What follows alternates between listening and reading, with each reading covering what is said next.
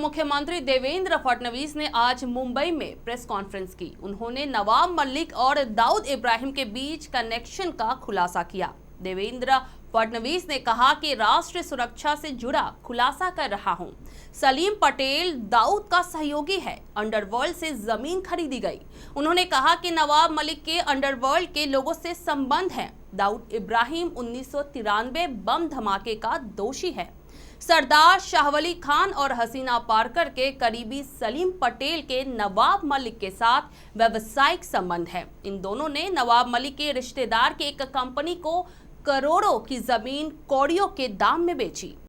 लखीमपुर हिंसा मामले में बड़ा खुलासा हुआ है। एफएसएल से आई बैलिस्टिक रिपोर्ट में केंद्रीय मंत्री अजय मिश्रा के बेटे आशीष की रिवॉल्वर और राइफल से फायरिंग की पुष्टि हुई है। पुलिस ने गृह राज्य मंत्री अजय मिश्र टेनी के बेटे और मुख्य आरोपी आशीष मिश्र और उसके दोस्त अंकित दास के 4 असलहों को जब्त किया था। इसमें अंकित दास की रिपीटर गन, पिस्टल और आशीष मिश्र की राइफल और रिवॉल्वर शामिल थी। पुलिस ने चारों असलहों की एफएसएल रिपोर्ट मांगी थी। रिपोर्ट में इन्हीं असलहों से फायरिंग की पुष्टि हुई है। अंकित दास और लतीफ एसआईटी के सामने जान बचाने के लिए फायरिंग की बात स्वीकार कर चुके हैं।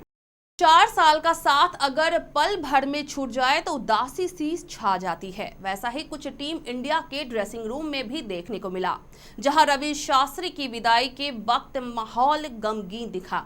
खिलाड़ी अपने हेड को गले से लगाते दिखे। हेड कोच के साथ बॉलिंग कोच भरत अरुण और फील्डिंग कोच आर श्रीधर को भी गले से लगाया। दरअसल रवि शास्त्री के साथ साथ इन दोनों का भी कार्यकाल टीम इंडिया के लिए खत्म हो चुका है।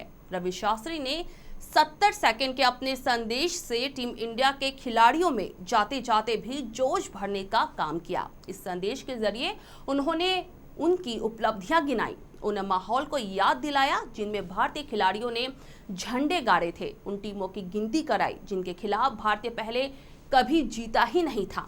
उन्होंने कहा, ये मत देखो कि क्या पाया, ये देखो कि किन हालातों में पाया, किन किन कठिनाइयों से पार करते हुए तुमने वो पाया है। छठ का पावन पर्व सोमवार को नहाय खाए के साथ शुरू हो चुका है। 4 दिनों तक चलने वाले पर्व का आज दूसरा दिन है, जिसे खरना कहा जाता है। इस दिन व्रती पूरे दिन का व्रत रखते हैं। शाम को व्रती महिलाएं मिट्टी के चूल्हे पर गुड़ वाली खीर का प्रसाद बनाती हैं। सुबह से ही व्रतियों ने नदियों और घाटों पर जाकर पूजा आरंभ कर दी है। सूर्य देव की पूजा करने के बाद व्रत रखने वाले इस प्रसाद को ग्रहण करते हैं। इसके बाद 36 घंटे का निर्जला व्रत शुरू हो जाता है। खरना के अगले दिन छठी मैया और सूर्यदेव की पूजा होती है। छठ का प्रसाद भी इसी दिन से बनना शुरू होता है। इसके अगले दिन यानी षष्ठी को छठ का मुख्य पूजन होता है।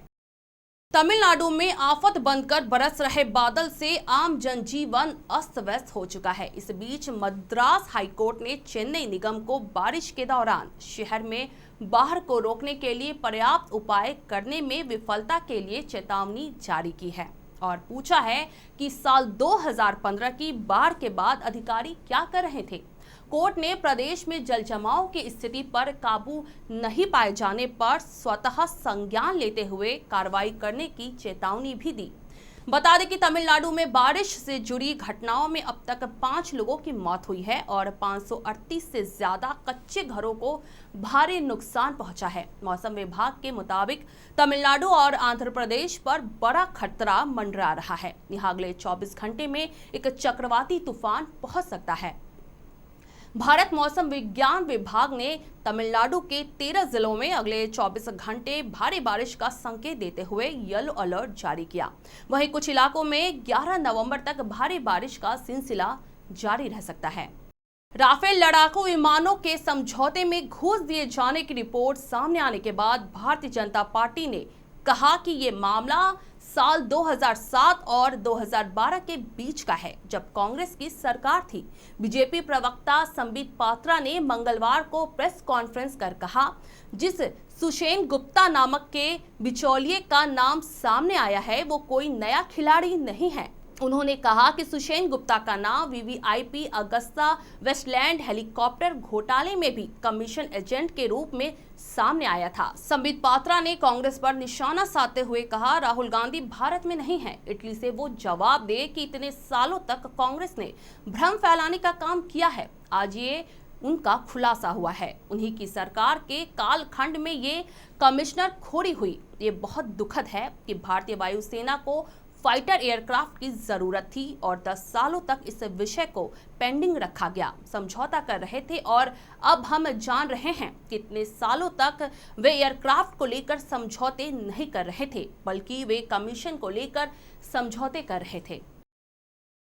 मध्य प्रदेश की राजधानी भोपाल में हमीदिया कैंपस के कमला नेहरू हॉस्पिटल में बच्चा वार्ड में लगी आग ने इरफाना नाम की महिला की गोद सूनी कर दी। इस हादसे में पीड़ित महिला इरफाना ने अपने बच्चे को खो दिया है। इरफाना को शादी के 12 साल बाद 2 नवंबर को बच्चे के खुशी नसीब हुई थी। बच्चे को पैदा होने के बाद से ही सांस लेने में दिक्कत हो रही थी, इसलिए उसे कमला नेहरू में एडमिट कराया गया था। दरअसल बीते सोमवार रात 9 बजे आग लगने के बाद परिवार वालों को अस्पताल के अंदर नहीं जाने दिया गया। इसके चलते लोग बाहर खड़े होकर चीखते चिल्लाते रहे। वहीं सुबह 4 बजे अस्पताल का बाहरी गेट खुला। 4 बच्चों के शव दिखाए, जिसमें एक बच्चा इरफाना का था। अपने बच्चे की हालत को देखकर वो बेसुध हो गई। अस्पताल के बाहर बैठकर रोती रही। इसके बाद उसके परिवार वाले उसे अस्पताल से घर लेकर गए।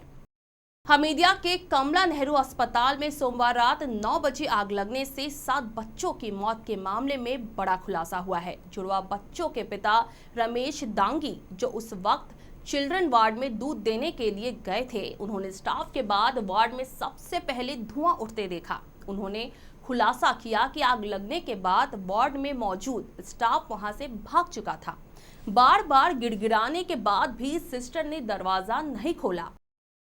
OnePlus Nord 2 5G स्मार्टफोन के फटने की हैट्रिक हो चुकी है। जी हाँ, एक बार फिर ब्लास्ट की वजह से यह स्मार्टफोन सुर्खियों में है। इस बार सोशल मीडिया यूजर सुचित शर्मा ने इस फोन के फटने के बाद के कुछ फोटो शेयर किए। इन फोटोज में डैमेज फोन के साथ पैर का भी फोटो है। सुचित ने बताया कि ब्लास्ट के बाद स्मार्टफोन यूजर का पैर काफी डैमेज हो गया। बता दें कि पिछले 3 महीने के दौरान इस मॉडल के फटने का ये तीसरा मामला है। पोर्नोग्राफी केस में जमानत मिलने के बाद राज कुंद्रा पहली बार अपनी पत्नी और एक्ट्रेस शिल्पा शेट्टी के साथ घूमने निकले हैं। हाल ही में वे शिल्पा के साथ हिमाचल में ज्वाला देवी और मां चामुंडा देवी मंदिर के दर्शन के लिए पहुंचे थे, जिसकी कुछ तस्वीरें और वीडियो सोशल मीडिया पर वायरल हो रही हैं। पॉर्न केस के बाद राज कुंद्रा की शिल्पा के साथ ये पहली पब्लिक अपीयरेंस है। शिल्पा शेट्टी के पति राज कुंद्रा को जुलाई में पोर्नोग्राफी फिल्म प्रोडक्शन और डिस्ट्रीब्यूशन केस में गिरफ्तार किया गया था। कुंद्रा को करीब 2 महीने बाद सितंबर में जमानत मिली थी। रिहाई के दिन भी वे निराश दिखे थे और तब भी से लो प्रोफाइल बन रहे थे। अभी तक उनकी पब्लिक अपीयरेंस नहीं हुई थी और वे सोशल मीडिया से भी गायब थे। फिलहाल आज के लिए इतना ही। देश और दुनिया की तमाम अपडेटेड खबरों के लिए देखते रहिए CN राष्ट्रीय। नमस्कार।